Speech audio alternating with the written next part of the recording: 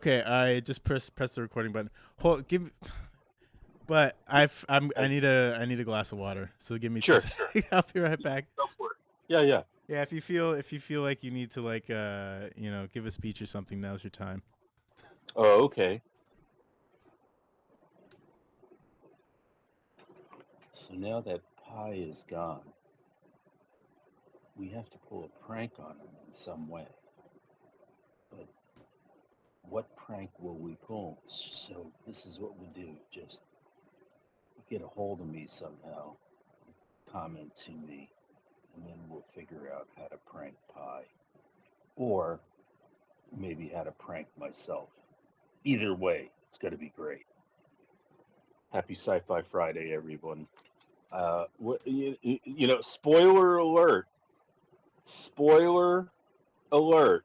I don't understand how other people. Hold on one second. I don't know how other people. Spoiler alert. I think, I don't know how Pi. What? Pi. I don't know What? how other people uh, do like book reviews and they say no spoiler alert. Like no spoilers.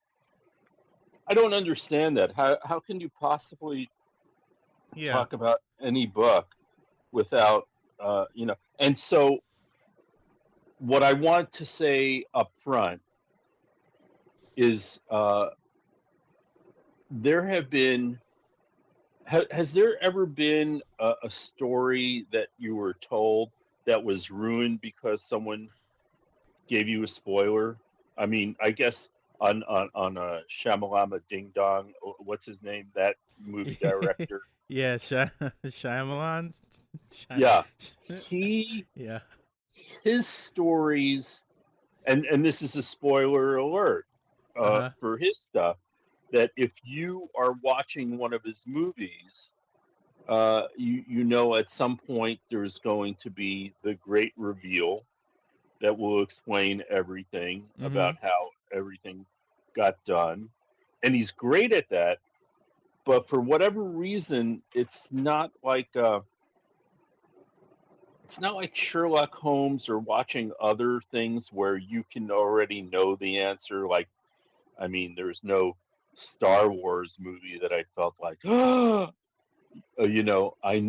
already know that Darth Vader is the dad, but it doesn't ruin the movie. Like Yeah.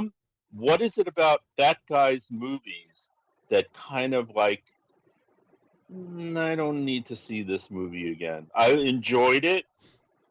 It was, I love the popcorn. I don't even remember eating the box of popcorn. That's how good. But once you hear what his what his thing, I guess it's so big or over the top I that th- it kind of. I I don't know. think Can you there's an watch his movie twice? I think there's an industry term for it. And that term is one trick pony. One Trick Pony. I think yeah, no, I'm the same way. Like I enjoy his movies, or I enjoy I enjoy them, you know? Yeah, But yeah, they once you get the twist, that's like the whole point, you know. right. Whereas I find with books like this this this Robert Silverberg book that we're going to talk about today. Yeah. I don't. I watched. Well, I already had read the book. I actually watched a couple of reviews about the book to see because I don't want to repeat what other people were saying about it, and I was astounded about how they didn't talk about what the book was about really because of the sexuality involved. I felt Yeah. that because it is Robert Silverberg is a very big man within the science fiction community. Nebulas, I mean, he's up there with the great writers of fiction. Like there are there are bona fide uh, critics of literature who like this guy's writing, Yeah. and they don't necessarily like science fiction writers.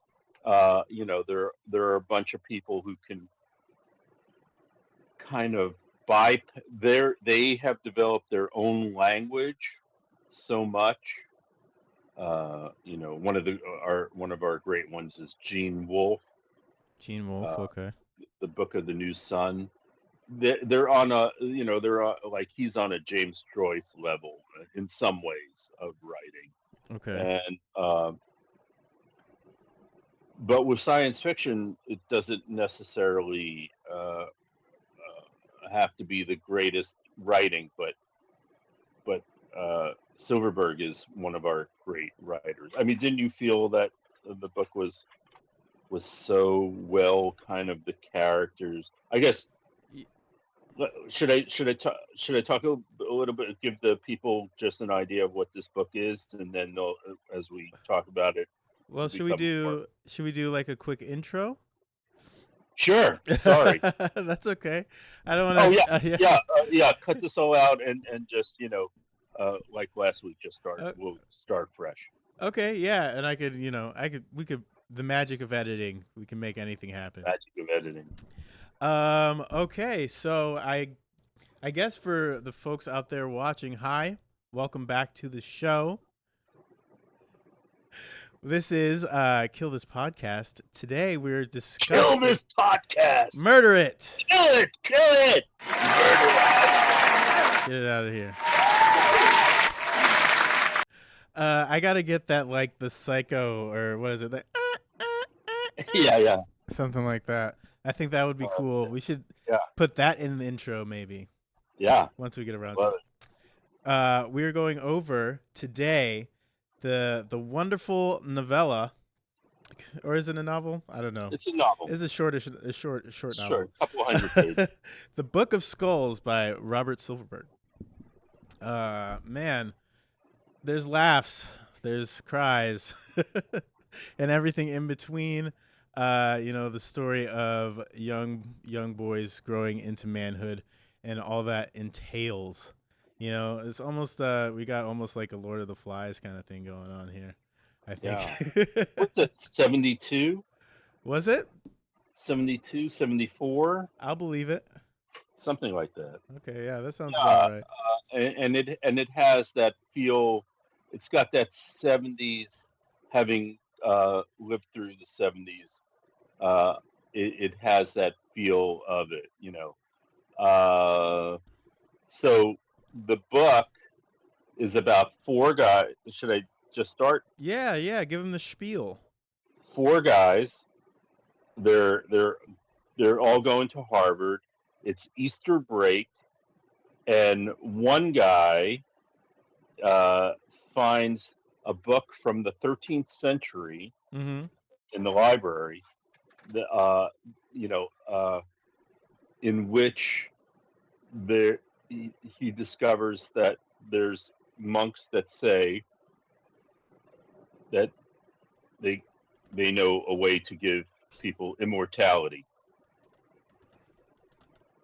And so, but you have to go in group of 4 to this monastery.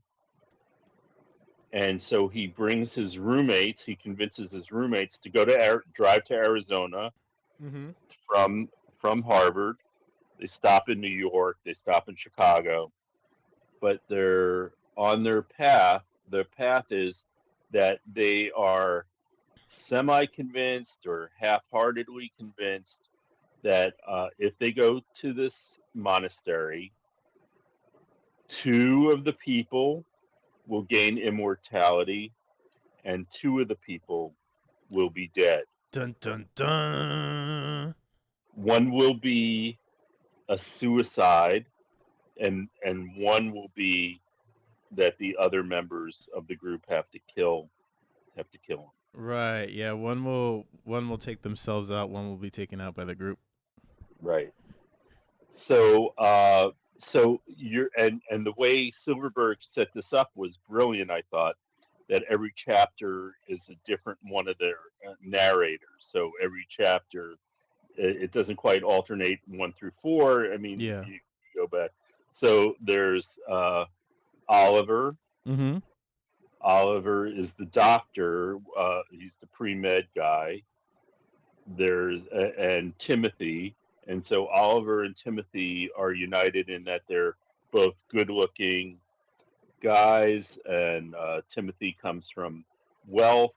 Oliver he's from the heartland, and he worked his way up to through pre-med and gets A's, Mm-hmm. and then there's Ned, who's gay Mm-hmm. and a poet, and Eli, who's Jewish and the mystical guy who found this book.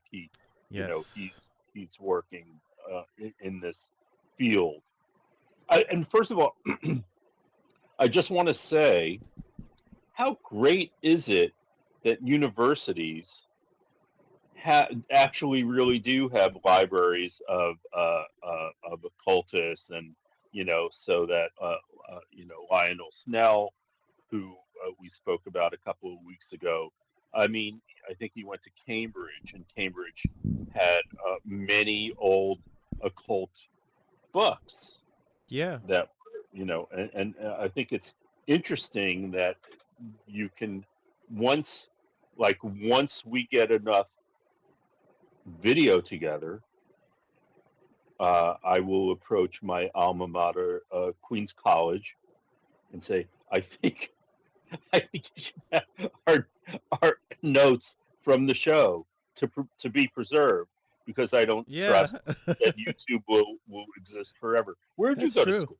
That's true. School of Hard Knocks. The school of the world. No, I went to I did a couple years of community college, and it wasn't for me.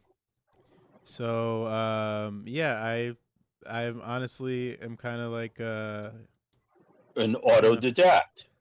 I don't know if yeah, I mean I don't know if I'd say that. I would say I just was given an interest in books and curiosity early in my life. Like to thank my parents for that. My parents loved to read and read to me as a kid, and I think that really awoke a love of just knowledge and things of that nature. How did they feel when you stopped going to school? Um, I think by the time I left school, they were because I spent you know I spent like 4 years, in different going to different schools and things like that. It just wasn't for me. Oh, So I think by the time I decided to not pursue school anymore, I think they were understanding of it. But they're both very well educated people, and so that was a big part of their wish for me. I think was for me to pursue higher education, but it just wasn't for me. well, maybe this is it. Yeah, right. Um, Maybe this is it. Maybe we'll get them to listen. I think this episode might be the one that might spark. They say, "Oh, he is educated, or is educating himself." yeah, I mean, hopefully they feel that way already. But yeah, on the off chance, mom and dad, if you were watching this show right now, yeah, I am still reading books and So, talking about them. My mom's in a book club, funnily oh, enough, oh, coincidentally enough. what's she reading? I don't know what she's reading currently, but we had a really good talk. She her book club read this book that I had read called The Kingmaker. Um Maker. which is about the daughter-in-law of Winston Churchill and her role in like World War II. She was pretty influential, and then she ended up being the whatchamacallit, the she was like the what's the political position when you are like the attaché for another country, or you're like the connection for another A country. diplomat. Yeah, she was the French. She became the French diplomat for Yeah. Clinton. That Oh was her. wow. Yeah, so she worked her way up. I mean, but she was from a wealthy family, but she went Yeah. from, you know, England to being pretty high up in the government in the United States of America. But yeah, Kingmaker is a So very interesting book. Timothy is very wealthy. One of the characters in the Yes. book is a very wealthy family, and then Ned is the gay man. They're about 20, 21 years old, Mhm. Mhm. and It's a I think different world. they're about ready to graduate, I think, or and then there's Eli, like I said, who has he's the occultist. He's been studying this stuff and looking into it, and he finds this book, and he's excited for the four of them to go. Yeah. Uh, there doesn't seem to be much fret or care that it says that two of them will be dead. Yeah, I mean they don't take it. They obviously don't completely take it seriously, or at least some of them, I I think, don't mean, completely take it seriously. would you? I mean, if I said if and I thought about this after reading this book. What if I found a library that of someone's books or stuff like we discover Vonnegut's papers is somewhere. Yeah. What would it be like to go on a vacation to go look at his papers or any one of Mark Twain's papers or whoever, just to see what they did letter wise that was so different. Yeah. I actually uh was looking for. I was doing some research into Woody Guthrie. The whole anti-fascist thing. And he has this song I was looking for the lyrics for, but the only place you can find the actual lyrics for the song are written down and they're kept in, like, I want to say Iowa or Idaho, somewhere like that. There's a repository of his memoir of, like, Wow. his personal effects. But the only way you can find the actual written down lyrics of the song is if you go there and check them out and look at the notebook that he wrote them in. So yeah, like that's really a thing. There are certain papers that are kept under lock and key like that. That you do have to specifically go to places to. They're just not online. And I think for anyone who is taking our advice and putting groups together of 25 people, if you become Yeah. if you become successful after about 10 years or so, when there's paperwork and evidence of the work that you've done as a group, or you need to actually now find an institute who's going to take care of that stuff for you, that you're going to be pretty sure will exist 30 years from now, Mm-hmm. because the group is only going to go so far.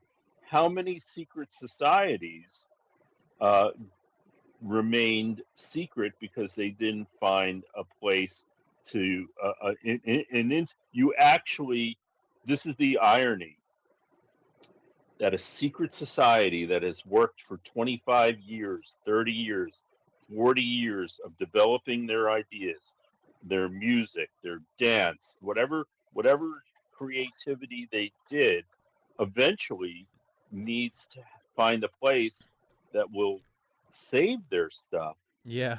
for Yeah. posterity. And how do you know that you're dealing with the right library or institution that will keep the stuff intact? Yeah. How does it all not get, will this college get sold to a corporation who doesn't want to keep your stuff and just throw it all away? I mean, that must happen too. Sure. Yeah. Yeah. I mean, that's a really good question. I think I something that really stuck out to me in the book is that he finds the secret manuscript and it's buried away and it's in this language that probably not a ton of people speak, but he's able to translate it.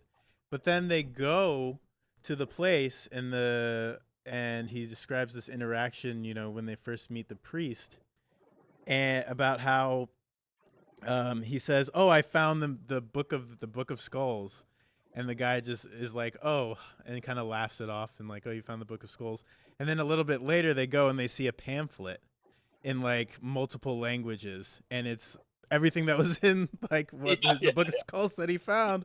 And yeah. it's like they're trying to give it to people, but it's like I think people, it's like you were just saying with seeing two of the people have to die. They just got people just don't take it seriously. It takes Well, someone who's it's also looking not for it. something that you could exactly publicize. Yeah, well, I think Yeah, that yeah. you could. Yeah, go. We'd like you to come to our monastery. Bring 3 friends, and we can help you guys. Two will live forever, and 2 will not be going home That's with you. exactly what they did. They didn't Yeah, lie. no, They they didn't lie, but didn't lie. They were completely honest about it. right, right. But who they have survived for a very long time Yeah. uh, without police coming to them and looking for missing people. Mhm. Mhm. Okay, so I think it's because the genius of it is if you bring your friends and you kill them, then you're complicit. You're not going to be the person right, who's like, but usually people have families. yeah, but then that's what I thought was funny about it. The setting is like the setting in the 70s. You still have like the mystery of the wide open in America. Right. Where you can still get lost. Because I'm assuming, because I was thinking that I was like, what about their very wealthy family? Yeah. But they were kind of like going off the beaten track. You know. Right. And I think you still could do this. So, I mean, I guess you could really do that in America still. There are places where you can't get cell service and things like that. But Right. But yeah. there's hotel rooms.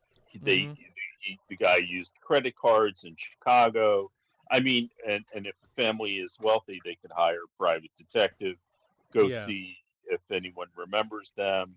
They use the credit card in they. I mean, so these 4 guys who at first almost have a cliched idea of who they are. We as they first start talking about themselves, they're kind of you know we they want to be cliched initially Yeah. so that you can see the kind of changes that happen to them. So, the wealthy guy is going to do wealthy kind of bullshit and say wealthy kind. The Yeah. the guy from the Midwestern is a jock, and he has He's a his farm boy. farm boy. The gay man is is very gay, and the Jewish man is very Jewish neurotic. Yeah. He and then but so they're on their way for this immortality. But what do? They stop in New York to go to a singles bar, Yeah. and it's the '70s, and the sexuality in this book is uh is kind of astounding. That the the the the descriptions is kind of not shocking for me to read, Mm-hmm. but shocking that he within the science fiction community he was very openly talking about sexual relationships between men. Yeah. That was pretty surprising. Mm-hmm. Mm-hmm. It reminded me in that way of Samuel Delaney's book Dahlgren, Okay. which we'll have to get to at Yeah, we some. should talk about it. Yeah, I mean, because it's it comes across as yeah, just like a novel, really. I mean, there's no real, I think, science fiction elements to it that I'm aware of. I mean, maybe like, Well, there's the concept of immortality, and it's certainly more in terms of a horror book. horror novel, in Yeah. that you have this idea, which is true, that and And we what's really great about it is the mystery of, like, who did you guess who the two people were that was going to die and who was going to commit suicide? No, I didn't. It Did took me by surprise. did, did you? So I never. Did you think it was going to happen, or did you think that it was just going to be, like, in the end, a mistake, that they were gonna that they were just gonna they were all gonna survive? Like, who's gonna kill two young people? When I'm writing a story, uh, and my main character is a son of a bitch murderer, Yeah. it sometimes gets hard to think, oh, God, I'm really torturing this person as they're as they're dying. I'm actually torturing them, and they're screaming, and it's like, what what will people think of me? Yeah. Yeah. I honestly, I kind of took it as it came. I think I Yeah, was more after the fact was thinking about, why the people, what possible reason the people who survived, and why who died. And yeah, it made sense after the fact thinking about it to me, because of their affiliations, outside of the cult. It seemed like they both had affiliations to groups that um, seem to have like cult like features. So for like the gay character, which was Ned, I yeah, believe. yeah, Yeah, like he talks about like the homosexual, um like the community as almost like a cult, how they have to yeah. be secretive, and his whole relationship was like this secretive relationship where they were even keeping secrets from each other, you know. But I think it might have been. I I think it might have been. I think it was Eli who was talking about how wonderful it was to be a part of that gay community, Yes, that yes. you could go anywhere in the country and find community, and if you needed help with something, they'd be there to help you. That it was built into the sexuality for it to also be a, a community that would look out for each other. Right. Right. And so yeah, and so thinking about that, I kind of saw the parallels between that and Eli's character. He's a Jewish character, so Judaism is, the religious aspect, perhaps the cultish aspect in his life as well.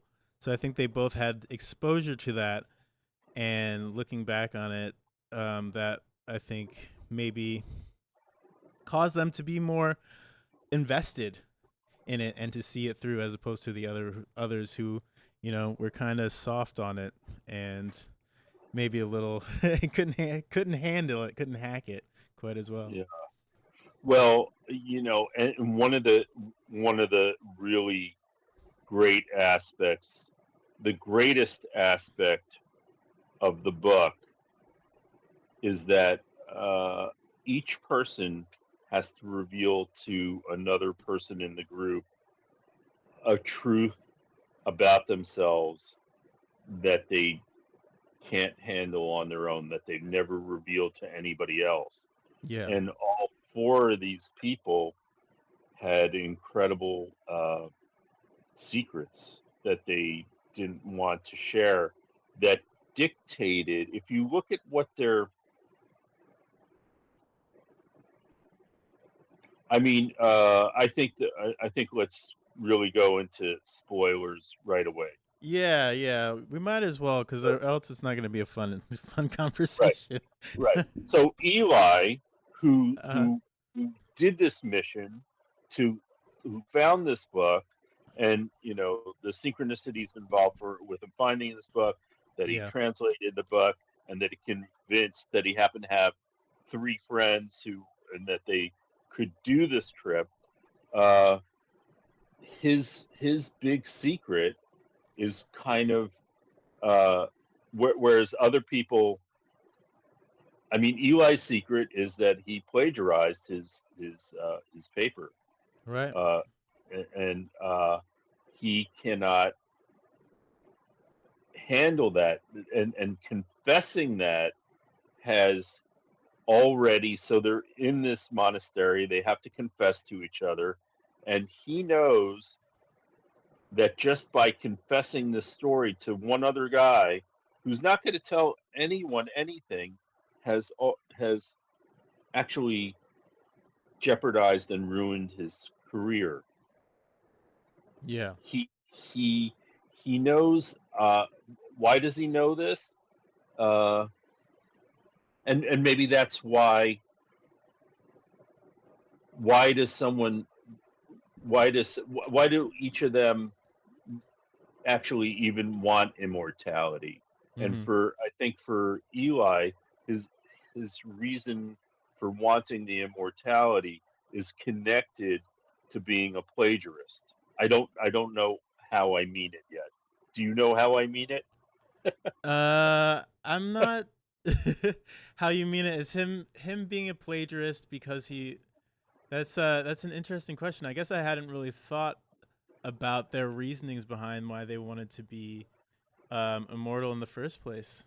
Right. Honestly, Well, yeah. the easiest one to understand the immortality of why he would want it is the country boy who's becoming a doctor, Okay. because his father died when he was very young.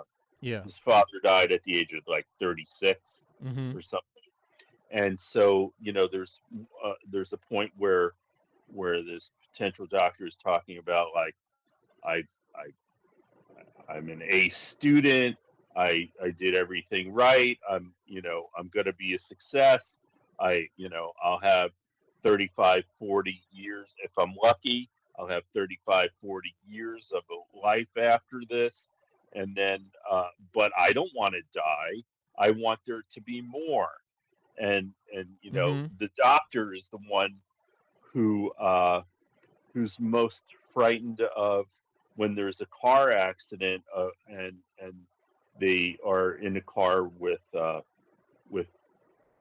they picked up four girls at the club that they go to because they need a place to sleep.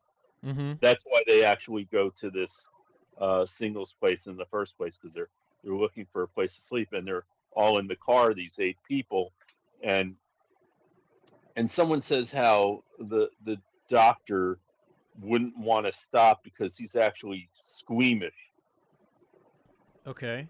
about blood and stuff, and so there's so the guy who's spent all this time dedicated to be a healer doesn't really want to be a healer, Mm-hmm. or he's questioning that, and wants, so the guy who's potentially supposed to be saving other people's lives is the one who wants immortality for himself.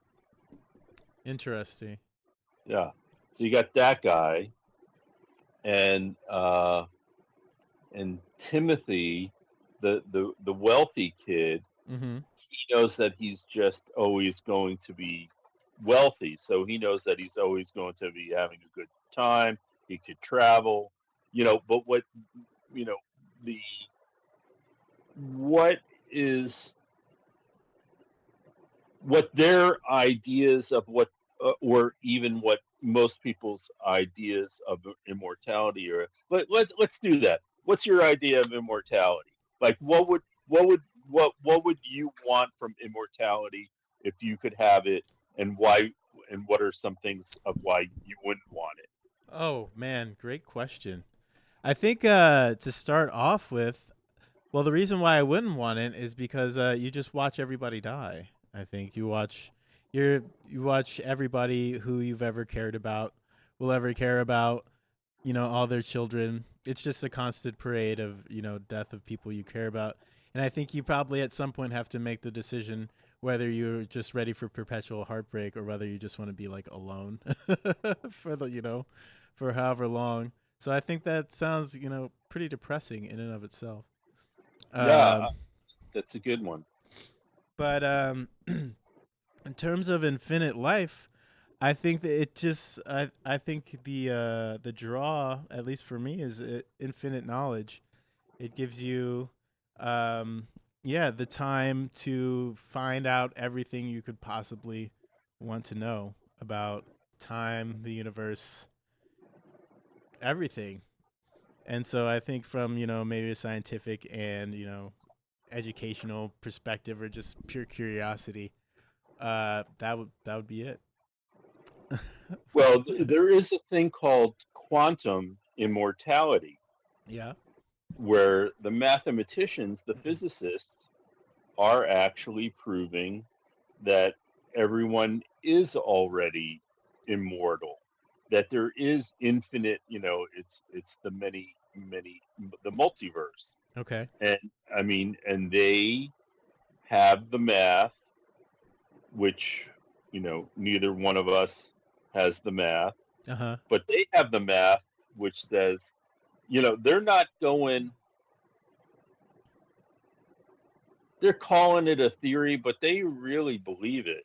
They believe that there are multiverses, and that, you know eh, the whole concept of just from the electron, that let's say, if you you know if you touch the finger and see God, if you touch the finger, an audience, why don't you reach out to your screen right now and touch the Touch the finger? finger. Touch the finger. And that electrons, where they don't really know which way an electron is going to go. Mm-hmm. That's the thing that, the thing about quantum physics is that the quantum physicists don't understand it. Right. And Yeah. and It's they theory. don't trust anyone who says they do understand it. But what they do know is certain things about, like, they don't know where the electron goes, but they've actually somehow been able to measure that it's out there in another universe, and so that every molecule in us is constantly moving, constantly uh, electrons. All of our electrons are becoming electrons somewhere else, and there is a an idea of immortality. Yeah. There's one concept of an immortality, that one of the many uh, multiverse beings of ourselves that are out there, that one of them is this immortal character, and then there are many that are dying at every second. How many times have you almost died in your life? None. You've never been like, you were crossing the street and you were like, "Oh shit, that car would have hit me." I mean, maybe like one time. Okay, well, Um, that I've one time in the multiverse, it happened.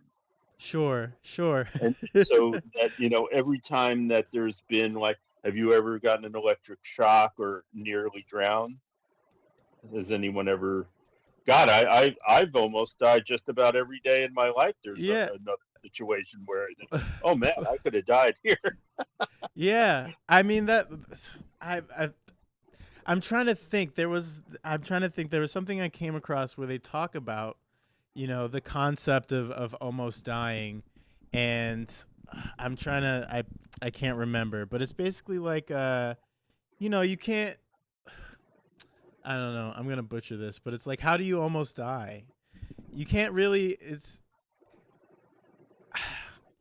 I don't know. I don't know, Oh, but okay. I just Well, don't according to the quantum physicist, there is a way that you can almost die, and there are many ways in which you are almost dying, and there Yeah, are times that you almost died that you don't even know about because that's what I was saying. Yeah, that's thank you for saying that, because it's like yeah, we're constantly in like this the Pavlovian, or not Pavlovian, but the state between like dying or and being dead and being alive, because you don't ever know how far you are away you are from dying. At any moment, anything could happen. A jet engine could fall out of the sky and you could die. So it's like we're always, you know, constantly in this state, just like the cat who's, dying in the box. We're always right, constantly in this state, whether we realize it or not. So it's like, does it really, in the grand scheme of things, matter if we have this, realization? And I think maybe that's what it is. It's like we suddenly just awaken to the realization when we see something that could possibly kill us. We realize that we are in that position, but we're constantly in that position. We're just not aware of it. right, You know what I right, mean? It's right, just right. perspective. And I think that this connects what you just said really connects to the book. Yeah. What are we so okay, so these guys they do this travel, it takes them like they try to get there as quickly as they can. They Mm-hmm. have some adventures and misadventures along the way. Yeah. Uh uh Timothy doesn't want to pick up The hitchhiker. I was just the gonna say that. hitchhiker. He doesn't want to pick up the hitchhiker and he thinks that the hitchhiker might be gay. Right. He has like a flash of intuition. He has a flash of intuition, but it also, uh, let's not forget what.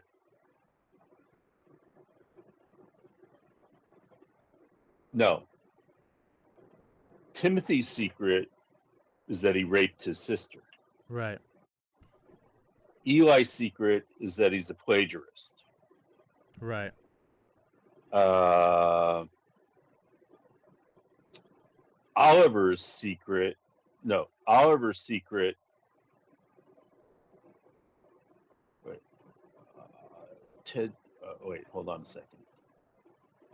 Oliver's secret is what's Oliver's secret? Wait a second. His secret is that he had got molested. Oh, right. He got molested, and that he actually uh, liked the uh, uh, uh, sexual relationship with another young man, Right. and that is and so he he holds on to that, and that and then Ned is told by Eli. Eli is not supposed to tell the secrets, but because Eli didn't want to tell the secret of his own plagiarism, Right. uh, tells that as a secret, and like, no, that's bullshit. Why are you telling me? Why are you telling me this really? Do you And it's because he feel did. do Yeah. you feel like Eli is responsible for both deaths because of that? And also, I mean, he's also the person who he's the reason why they're all on the trip as well. He is the reason why they're on their trip.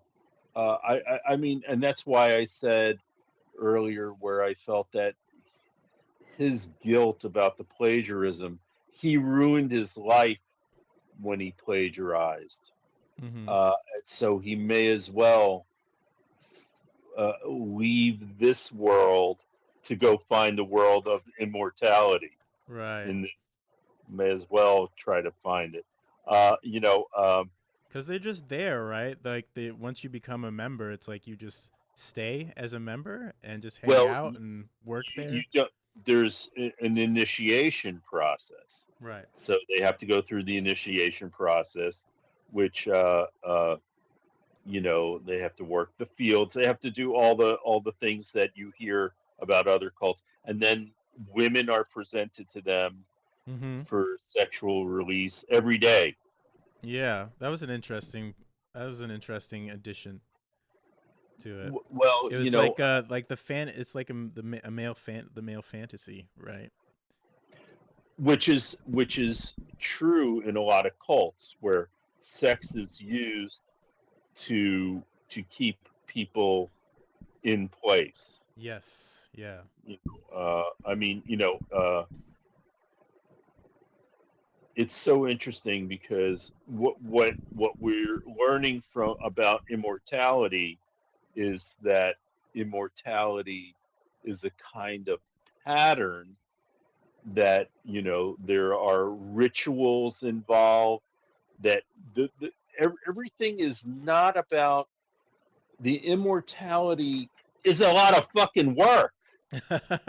It's a Yeah. lot. It's an incredible amount of work to be to get to immortality, and Yeah. then it doesn't end just because the immortality. Uh-huh. The amount of work that you're doing is the same whether you're 30 or 300 or 3,000 years old.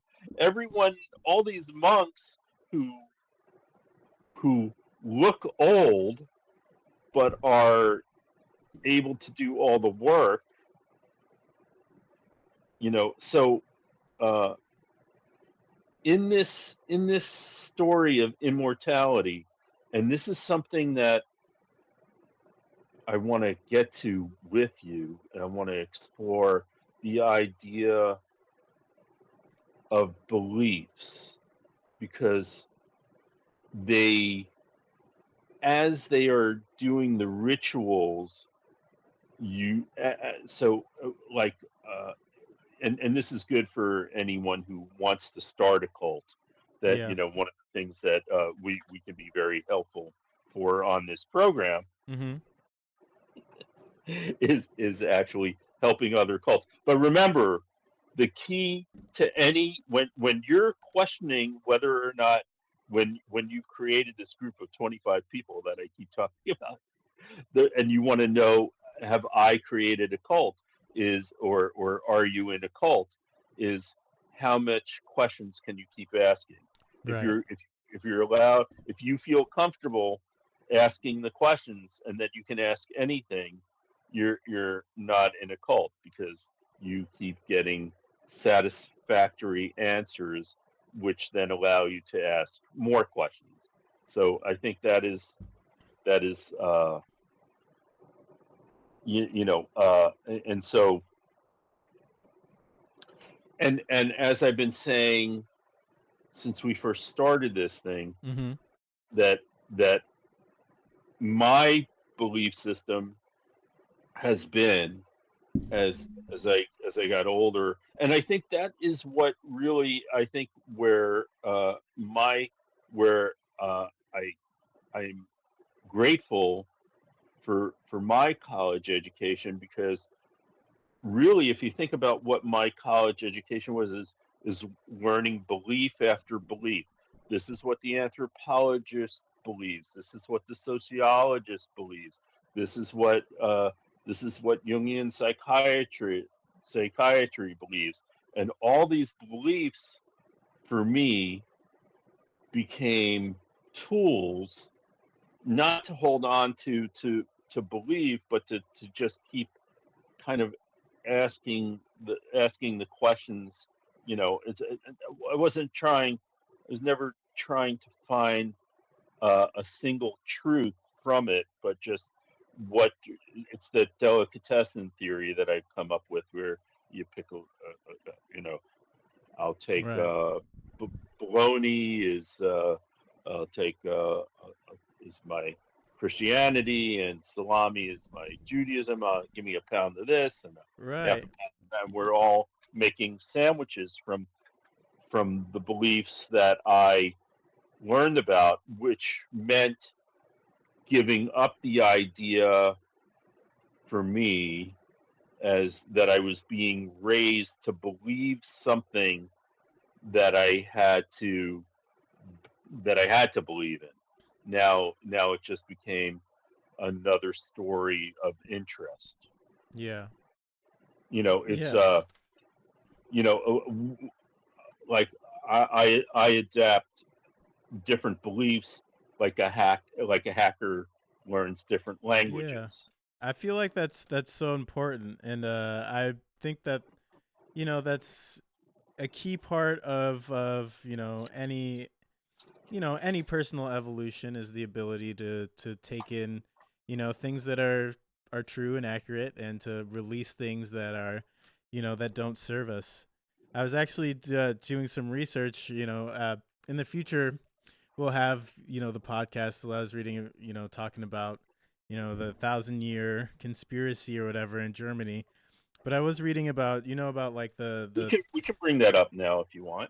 yeah. I know that you have really wanted to talk about this, and I think we should just bring it up now. I know enough. I know I know a little bit about it, so and you could fill me in on Okay. Yeah. details. So, Well, we'll do a bigger. I mean, I'm still working on it, but we can do a bigger deep dive once I finish it. But I was oh, okay. just I was thinking specifically about what you're saying, and in regards to, do you know about like theosophy, Sure, and the like the connection to the occult and things like that, and sure, how sure. that's like their belief, basically, like they were taking these beliefs from all these different religions, whether it be in Egypt, or you know Madame Blavatsky, Madame Blavatsky. Yeah, exactly. And so I was and just and yeah. yeah, and Sorry, what were what's you his saying? name too? The Waldorf school. What's his name? Yeah, Jesus Christ. Yeah, we'll talk about those guys. Those Yeah, we'll guys, have to. yeah, they're fun, and it's also what happens is, and this is something as you're developing your group of 25 people, as everyone out there starts developing their groups of 25 people, just understand eventually it all goes. You start believing in it uh, you start believing in it instead of continuously bringing new beliefs, and Yeah. it happened to Madame Blavatsky too. Sure. Yeah. I believe, yeah, that it's like a big thing, like we're talking about, like what makes up like the key components, the core components of, a cult, whether positive or negative. And I just want to keep stressing that, Right. when I say cult, I'm not addressing like a positive or Right. negative aspect to Yeah. it. It's just like a group of people who have a belief, and there's certain, whatever. But yeah, so like the collection of beliefs, and choosing the best beliefs that work for you and for your group of people, that combined with the other aspect of it that we're talking about today, like the sexuality aspect of it, um are, yeah, they I work just so want to well. get back to one thing that you just said. Really, I felt was really interesting in that this cult, right from the beginning, is saying two will live forever and Mhm. two will die. Yeah. And hold on a second. Okay. Okay. Uh, somehow when I made this gesture with my hand, Uh-huh. a notification came up for me that started talking about hand gestures. Oh, weird. Yeah, I know. It was like, what? It's like, we're watching, just so you Maybe know. maybe I should keep my hands Yeah, down keep here. them where we can see them. So this monastery, it's a magical system, right? Uh-huh. It but there's there's continuous rituals, and then they bring the sex in as a ritual.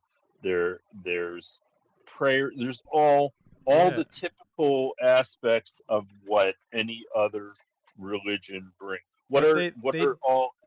this cult does the same thing where they're combining these different disparate, because it's like, priests, they're like priests, but at the same time, the characters make the note, they're like, well, priests don't bring in, a bevy of beautiful women for people to have sex with every night. That like kind of runs runs opposite or antithetical to the Catholic faith or Christian Oh, faith, I should say. And so yeah, yeah. but just taking these disparate elements, because that's, that works to draw in their audience, say. Notice how there's no religious iconography in the monastery. Mm-hmm. There's no crosses. There's nothing to suggest Christianity or any other religion. Well, I think Did you notice that? what they call themselves, right? Monks? Do they call themselves monks? Or how do Call themselves monks. yeah, or yeah. So maybe that, cuz I think that in and of itself maybe is a maybe lends that religious, but I don't know if it's a specific religious, if monks are specific to a certain religion. I don't know. But yeah. So you sacrifice two to amplify. Uh, you sacrifice two in order to amplify your own immortality. Like you know.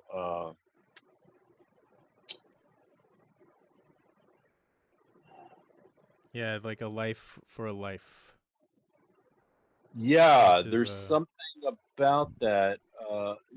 That is that, and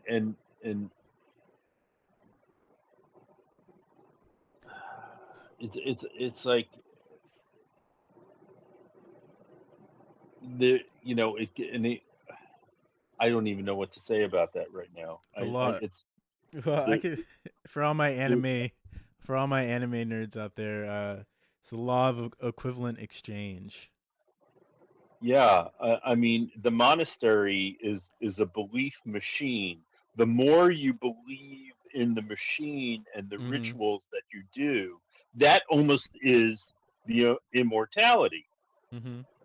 The rituals are what keeps you alive somehow.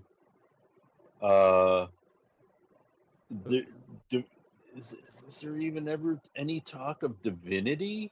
Well, we don't even know if the immortality itself is real. It's just Eli who's saying, hey, these guys are at least 1,000 years old, Right, or right. whatever, There's but the we don't article. actually know. There was the article that was written, Uh huh.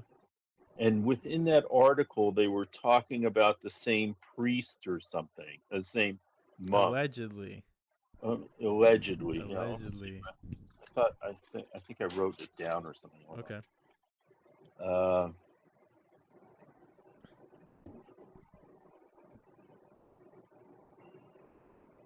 Yeah, I mean, it just is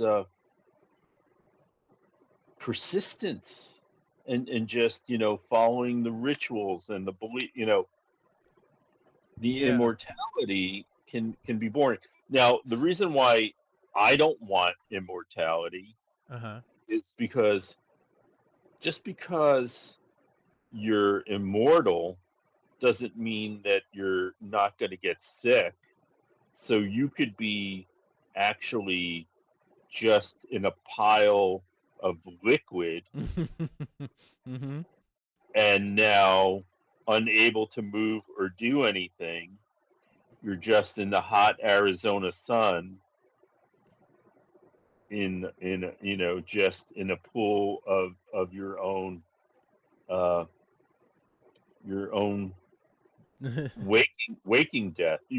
Where immortality is the prison. Mm-hmm.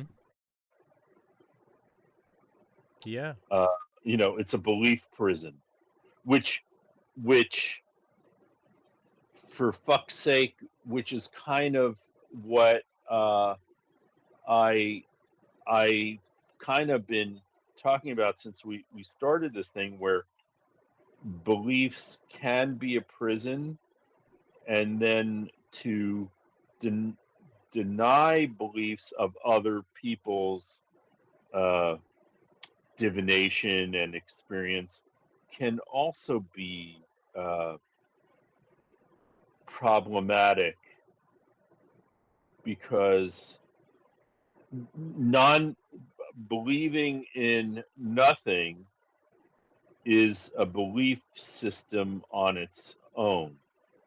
Narcissism, not narcissism, yeah, narcissism feels, and also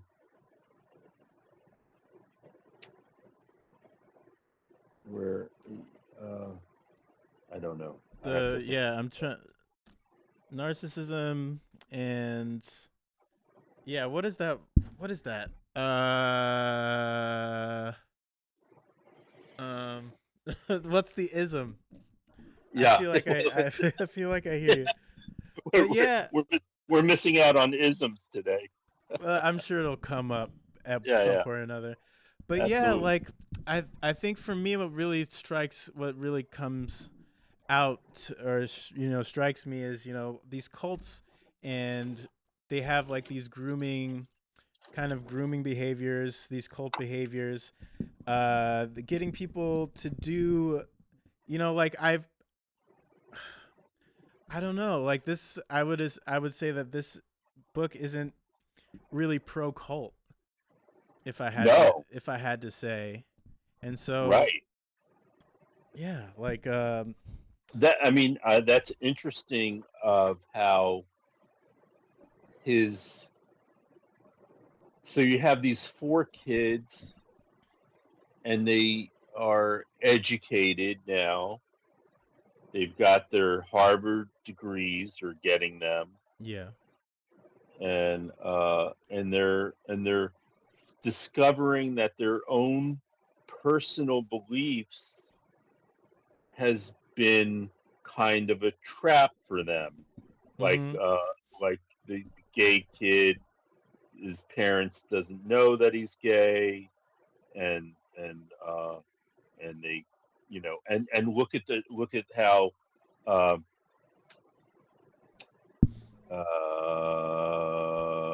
what's the farmer's kid? Oliver Yeah. is wants to be gay. He realizes that he's been very attracted to the gay kid all along, and that's why they became roommates. And there's nudity. It has that quality of exploration of sexuality that was still not allowed to be talked about really Yeah. in the 70s. It was more open, I think, because of the 60s generation. Gay communities were more out, and Stonewall, and so it was. And the way he talks about the gay community would that uh, somebody talks about the gay community, that they would help each other out in circumstances and stuff. Yeah. And I thought it was interesting too that they also he also comments on on bisexuality too. Yeah, It's right, mostly like there's that he really, talks about how the gay character is able to, like, have sex with women and all this, and right, then and I think that Oliver's issue is that d- he doesn't want to be gay. right, He kills himself because of he gets what we imagine that he would want, and I guess what Ned is led to believe that he wants, and that leads him to kill himself. And right, so it's like he very much was, fighting and battling that part of himself, unfortunately, right. and We didn't it talk killed him. about Ned's story. His revelation is Yeah, one of we didn't. that. That So I mean, you have a plagiarist whose career is on the line because of it. Mm-hmm. You have a guy who raped his sister, so he's probably going to become a Republican politician down the line. Yeah, right. Yeah, Uh, I thought it was so funny that the other character was like, well, where I'm from, yeah, everybody's everybody's having sex with their sisters. What's the right, problem? right, You right, know, right. That was context. an amazing that was an amazing chapter, that one for sure. Yeah, yeah, Uh, but Ned's Ned's story is so tragic. yeah. He gets two roommates who are a happily married gay couple, and he turns it into a French New Wave movie of him having an affair with both of them separately, Mm-hmm. them finding out about it all, and then each character, the married couple commits suicide, and Yep. he feels responsible for it, and he kind of feels that he played into it. Yeah, there's a lot of intrigue, a lot of drama with that story.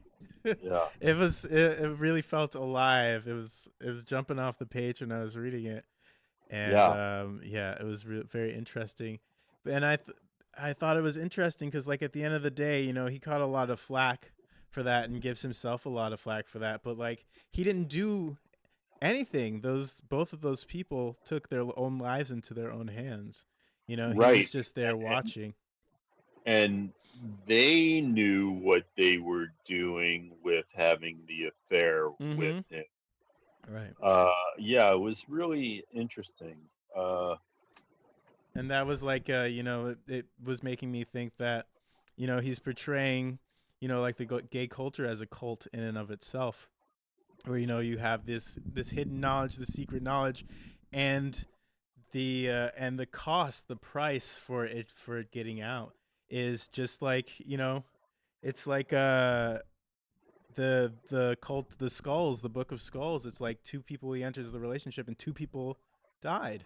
They both right, took their own lives, but it kind of echoes that, or as it precedes that, right. the ending of the book. And so like it made sense, to me looking back at it, how he was still alive after the fact, because he had already gone through that culty sacrificial, um that event, and smiled his way through it, made it out to the other side. Is that what Eli did as well I by confessing? So you have two people whose confessions uh, that th- is it really interesting to it's look I think we can totally recommend this book. yeah. I mean, and that in fact that it won science fiction awards. Mhm. It won the Nebula, and Okay. I think what happens with the kinds of new wave science fiction that I read, and not talking about the 30s and just rocket ships, but like the Philip K. Dick and the Ursula Le Guin and the all these outside writers.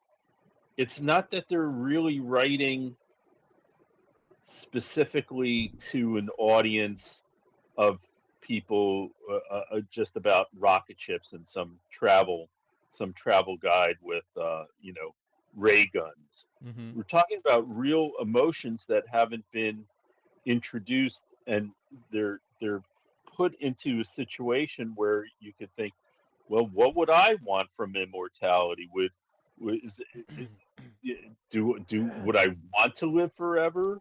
I Yeah. mean, you know, uh, and what is it about refusing to disappear? Immortality is refusing to disappear. Yep. Yeah. It is just a suggestion, and it takes an awful lot of work. Mhm. Uh, And sacrifice. and yeah, and sacrifice, and I th- I think that with Eli, that yeah, Eli also sacrificed, or was the beneficiary of sacrifice. You know, the man, the man that he got his information from, you know, died, and in his death, Eli gained life. You know, his whole right, career, his everything that he right, had was he received from the death of this elderly Jewish man. yeah, and the irony about it is he could have admitted Mm-hmm. that these weren't his ideas, And he probably would have been you know, fine. and and it was all he would have had to do is acknowledge, Uh you huh. know, I got these ideas and I felt that this was a worthy path. I mean, you know, uh, if anyone reads the book and then wants to write what Eli's dissertation is, I'd love to read Yeah. Yeah. it. I mean, Yeah. what's Eli's dissertation like? Yeah. I mean, and yeah, like what I got from it is like he was already an intelligent person, and everybody around him wanted him to succeed. Like even if he had after the fact come out and said something, he probably would have been fine in the long run. You know, he's a young kid. I'm sure he would have gotten the Yeah, benefit of the doubt. But it was, I think, that he needed to be seen as a genius, and that it would have taken away from, you know, the heights that people assumed his intellect had reached. And right. so it wasn't as much of you know, it wasn't as much of like a moral struggle. I mean, I as like just like a personal an ego struggle, I guess. But you know how one of the guys who is not in that field at all and was like, you know, I always wondered about if Eli could actually have come up with that on his own. So, Yeah. you know, I'm sure that the people who are actually, you know, his superiors probably were curious about that too. Mhm. And Mhm. and you know, Yeah. these academic types, they're just always digging around and they're gonna find shit, and he would always have that as an issue. So Yeah. maybe he was going there actually not maybe because he was feeling so bad about himself that he'd rather sacrifice his life so that one of his other buddies could have even immortality. Yeah, I mean, I guess we'll never know. Cuz he kind of So, goes out of his way to, you know, smash his homie's brains out with a rock. So, not a uh rock oh, not a, with a skull. Was it with a a skull? skull. With Of skulls are laying course. around all over the place. And now we know, and that I was that made me laugh at the end because I was like, okay, well now we know where all the skulls are coming from. I guess I should have assumed from the beginning, but Yeah, right. uh All those skulls are the victims of the two survive and two died. So yeah, there's a lot of yeah, skulls. Now, yeah. I So mean, did you get a feeling that they were ever going to leave that monastery, or were they now going to become the old monks themselves in that place? They talk about wanting to go travel, you know, or do things, but I don't know if any of that is ever really going to happen, or do they just stay there? Uh, yeah, I mean, I guess it really comes down to what, because yeah, I'm thinking what if we have to figure out what kind of Eli's intentions were. I thought it was interesting that also that Eli is the only person whose last name we get in the book. no, we do get their other last Oh, names. we do. Okay. I wrote them down somewhere. Oh, okay. I must have missed that. But I you hear it once. yeah. Uh, uh, uh, one is the name of a gun. What's a gun company? What's a gun Uh, come? Winchester. Winchester. Winchester. Okay. One's name is Winchester. So that you know, I felt like, oh, that's interesting Yeah, that that's the rich kid's name is Winchester, and all this money is coming off of other people, potentially other people's deaths. yeah, that's what I get for trusting AI. How so? Oh, they said I it. was like, cause I remember just hearing the one Eli's last name, and so I asked. I was like, "Hey, what are the other last names?" Actually, Eli's last name is mentioned a few times. A few That's times. Okay. yeah, yeah. But the other guys is just once. Okay. And um,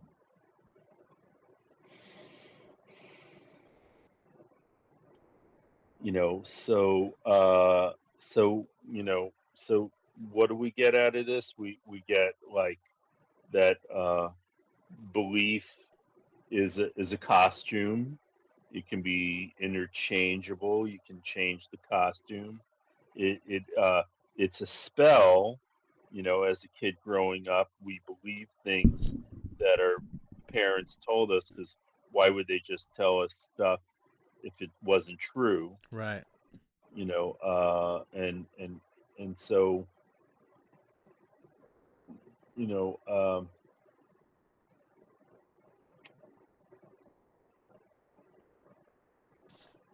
we don't what I love about this book and talking about it in this particular way is that we we are we are now okay. So we did Vonnegut, and we learn about these other different worlds, and we don't really go there. We go there for two. We go there on one hand to escape the reality that we're in now. On one hand, Yeah. and but we return. We go to these different worlds, to come back with treasures that we share with each other. We get to hear what their belief system was, and Mm-hmm. then we you know get to we get to play around with some. You got this writer who decides to write a book. We don't know what his sexuality, Silverberg's sexuality is. I don't know. I don't know if he was gay. Gina, It felt yeah. like he would at least be bisexual, or had cure. He certainly he had something going on there that was interesting. Yeah. I mean, it seemed like he knew what he was talking about.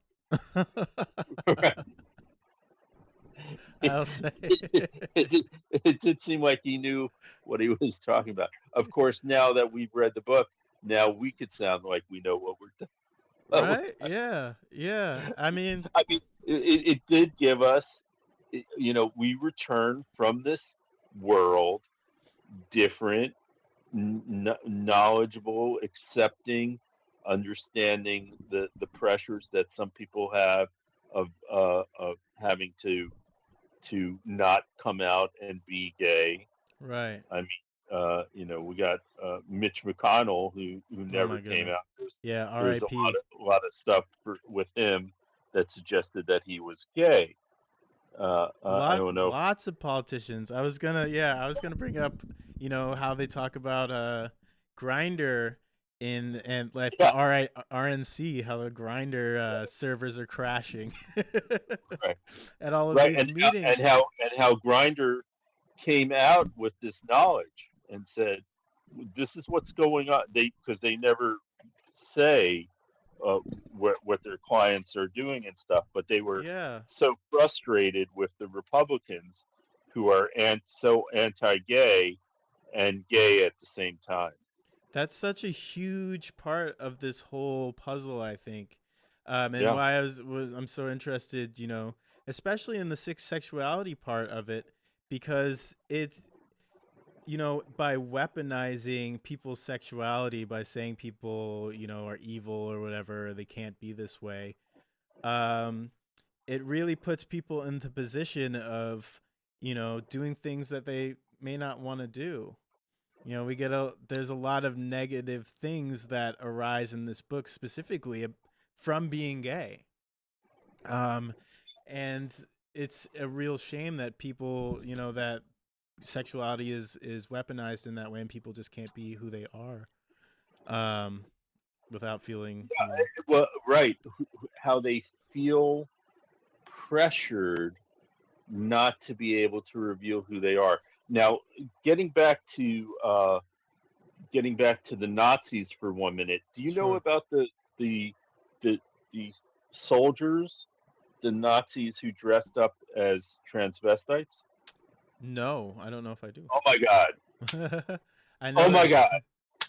Oh my God! You got to look it up. I mean, just cross dressing. cross-dressing Nazi soldiers. Oh man, this is a yeah. Surviving World War II photography reveals a surprising contradiction in Nazi Germany. Despite a stated ideology promoting hypermasculinity and the severe persecution of queer individuals, cross dressing was surprisingly common among Wehrmacht soldiers. Is that up? Thousands. Yeah, this is the Google AI. Yeah. No, no, but that is. Wait till you see the photos. Oh Uh, wow! Hold on, wait a second. you were you weren't kidding. yeah. No, I wasn't kidding. Hold on, I wanted to see. Maybe I can show you. I don't know if I can show you my screen. Maybe And not. look and just look at the ice guys who have uh, family. Why all the people, the supporters of ice, and people uh, who have uh, citizens in their family member, their wives or uh, have citizenship, but under the new administration wouldn't allow to be citizens. It's that the whole. I mean, it comes down to what is a bully, what makes a bully a bully. Mm-hmm. A lot of times, it's the secrets that they are holding on to. So Yeah, maybe yeah. that's partly what this book is trying to tell us also something about once you reveal your secrets, there are certain truths. Uh, uh, who can live who can live with the secrets that they have, and who has to die, and who has to commit suicide, and it's a really interesting, a really interesting book. It deserved to win best sci book of the year. I mean, Yeah. and I wonder who what's won that amazing, year. Silverberg, he won it.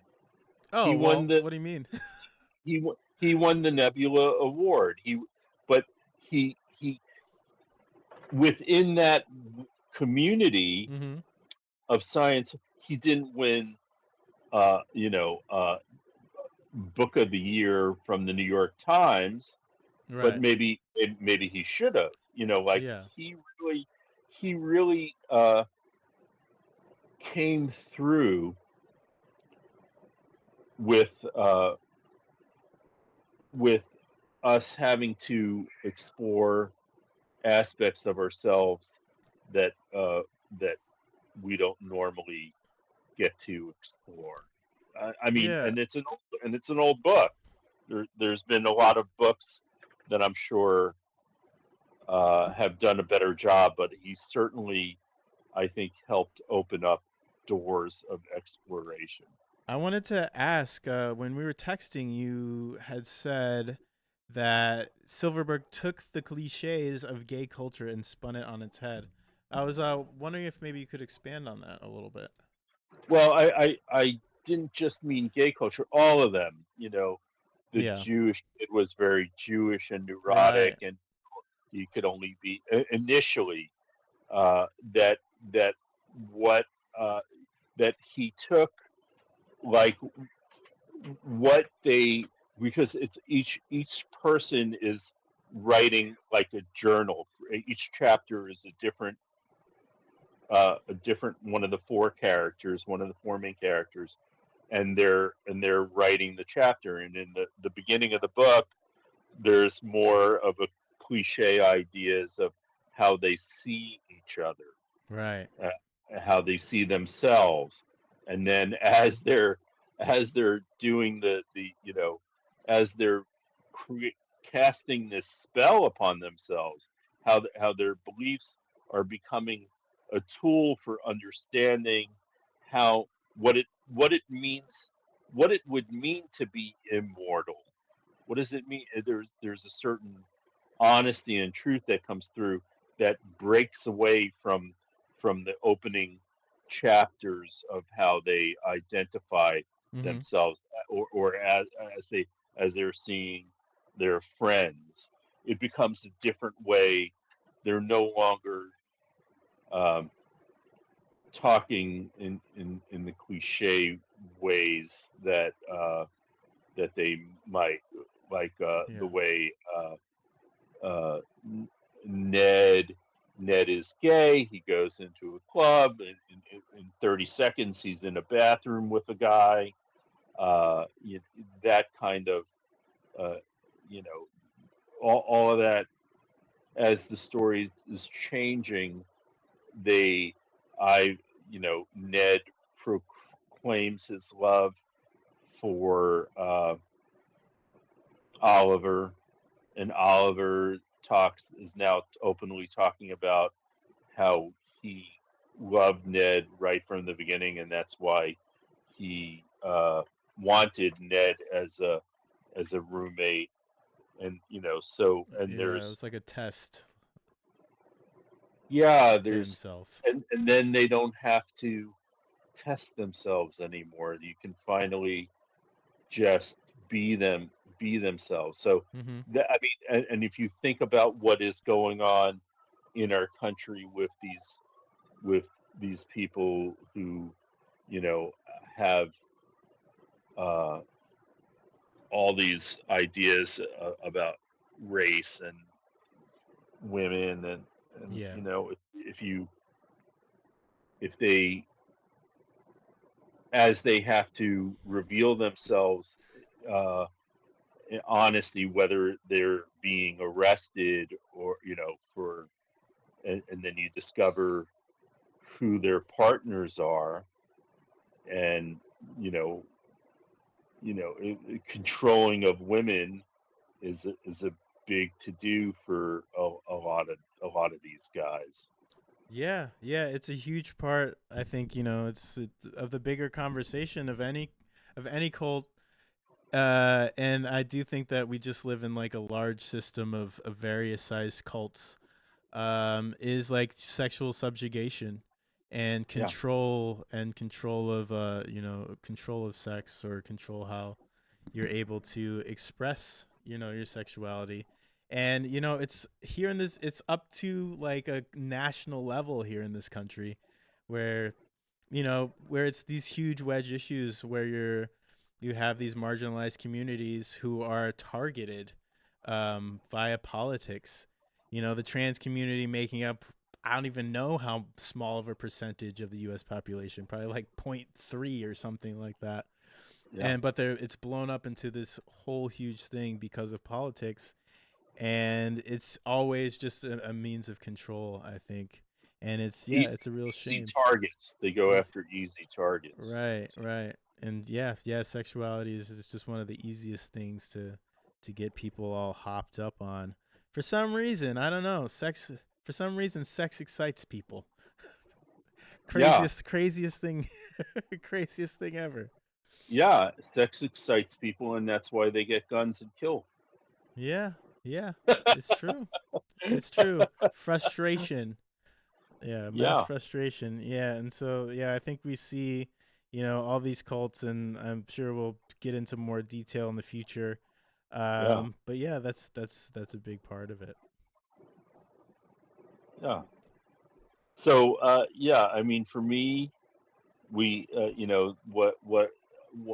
how I'd like to end it is, Yeah. I said it a little earlier, but I think it's worth it that we keep entering these different worlds of science fiction or speculative fiction or whatever you want to call it, and the return is that we just get these treasures, these nuggets of ideas by these guys who wrote books 50, 70 years ago, Mhm.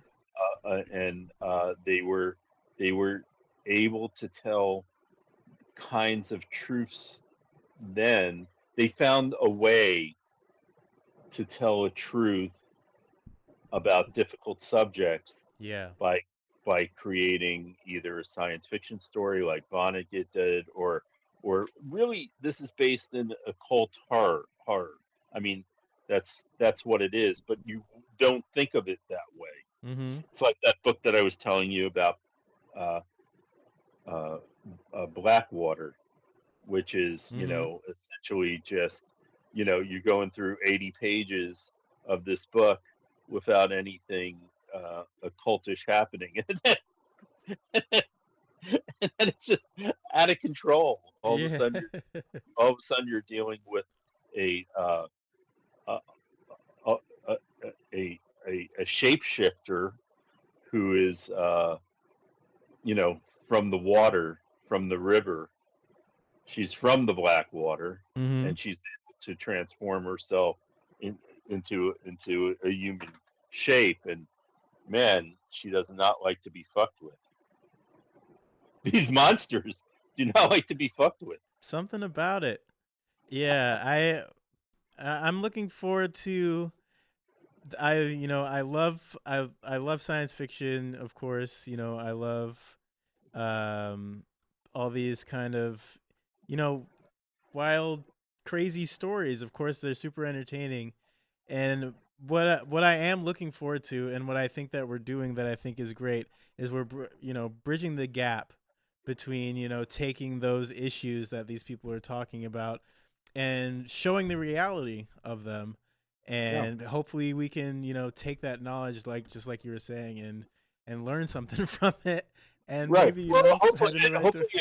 hopefully it translates to other people about, like, Yeah. you see how it's not it's something much more real that you could really gravitate to and have a real conversation about, because it's dealing with the imagination and not something concrete that happened in the world and blah blah blah. Hmm. It has you have to go to a different level of your own imagination to think about how you would handle these particular situations if Hmm. they these other belief systems. This author came up with belief systems for these four characters. He Hmm. made them believable, and then he showed them how they could change. And so that, what does that mean for us? Yeah. Yeah. Yeah. I think yeah, if anything, we need to allow ourselves the freedom. Right. So I think for next week, I think we got to get into the Nazis, Yeah. Yeah, yes, please. but That'll be a but good time. I think we should go with the short pension book, uh, uh, uh, "Crying of Lot 49." What about it? That's the novel is the "Crying of Lot 49," which has a lot of references to World War II, and there's a psychiatrist who is a Nazi in the book, and then this exploration of the thousand years of the occult uh, that you're exploring, and then there's an occultist named Barton who was captured by the Nazis, and they wanted him to perform magical uh, magical spells. Hmm. So I think that let's show. their beliefs. Let's show the Nazis' belief system uh, about how about the occult Right. and Yeah. I want to show that connection. that connection and the paranoia of what happened post World War II is good for crying of Lot 49. Yeah, and also the connection to Kabbalah. Yeah, If we can talk about, because I thought an interesting thing was who cries in the right. crying of Lot 41, and he's one of the people who cries in the crying of Lot 49 when he's getting taken away. But yeah, because I think that I was watching this lady talk about the crying of Lot 49, and I think there's a misinterpretation of what crying, or at least for her specifically, of like what crying entails in terms of the novel, like what it shows, what it Well, do you remember signifies. what Lot 49 is? Yeah, it's a collection of stamps, special Right, stamps. right. It's so the crying in that instance is when the auctioneer is crying out the bidding. They Right, kind right. So that's of, like, yeah. So that's like the socially, like the acceptable, let's say the acceptable form of crying, or the more socially, like the socially positive, you know, form of crying, as opposed to the other depiction of crying, which is people having tears right, coming from their eyes, where like Oedipa cries, the Nazi right. guy cries. I Yeah, think maybe her husband cries at one point. yeah. I am totally. I can't even believe that. There are so many things about that book that that I need to talk about still, like Yeah. Sick Dick and the Volkswagens. Uh huh. That's the name Okay. of the band. Okay. Yeah. Well, I mean, it's all part and parcel. I think we can Yeah, always yeah, bring stuff back because about the wider conversation. I think just in terms of occultism and if the yeah. effect on the world of today. Yes, yeah. And certainly, Pynchon had his pulse on that. Yeah, he was an interesting guy, and I just kind of think maybe he wasn't the biggest fan, or maybe it was a time. It was the times, but I reading that book, I got the feeling he wasn't the biggest fan of women. Oh, is that right? Yeah, Oh, okay. I'm but gonna we look at could talk about it.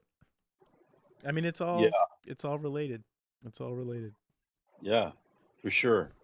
I like that angle. So we'll get back to that, and then I'm a little embarrassed that I didn't even remember that there were so many things that I still want to talk Yeah, I mean, uh, yeah, there's a lot.